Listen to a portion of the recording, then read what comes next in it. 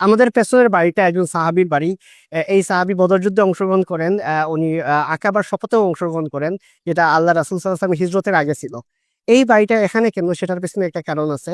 আল্লাহ রাসূল সাল্লাল্লাহু আলাইহি ওয়াসাল্লাম এই বাড়িতে এসে একদিন নামাজ পড়েন, ২ রাকাত নামাজ পড়েন।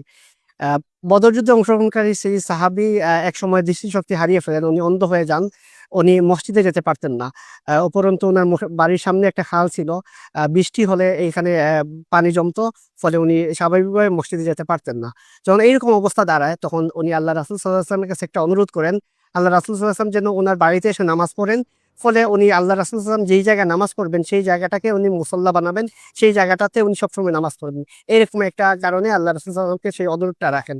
পরবর্তীতে আল্লাহ রাসূল সাল্লাল্লাহু আলাইহি ওয়াসাল্লাম আবু বকর রাদিয়াল্লাহু আনহুকে সাথে নিয়ে উনার বাড়িতে আসেন। উনার বাড়িতে এসে নামাজ পড়েন। সেই সাহাবীর নাম ছিল ইতবান ইবনে মালিক রাদিয়াল্লাহু আনহু। তার বাড়িটা কুবা মসজিদের পাশেই। আমরা যদি আরো স্পেসিফিক বলতে চাই, মসজিদে জুমুয়ার পাশেই সেই বাড়িটা। এইখানে আল্লাহ রাসূল সাল্লাল্লাহু আলাইহি ওয়াসাল্লাম এসে ২ রাকাত নামাজ পড়েন আবু বকর রাদিয়াল্লাহু আনহুকে সাথে নিয়ে। এবং সেই সাহাবী এমন একজন মর্যাদাপূর্ণ সাহাবী যিনি বদর যুদ্ধে অংশগ্রহণ করেন, আকাবার শপথে অংশগ্রহণ করেন। পরবর্তীতে উনি যখন দৃষ্টিশক্তি হারিয়ে ফেলেন, তার বাড়িতে এসে আল্লাহ রাসূল সাল্লাল্লাহু আলাইহি ওয়াসাল্লাম ২ রাকাত নামাজ পড়লে সেই জায়গাটাকে উনি ওনার উনার মুসাল্লা হিসেবে নির্বাচিত করেন। সেই জায়গায় উনি পরবর্তীতে সবসময় নামাজ পড়তেন।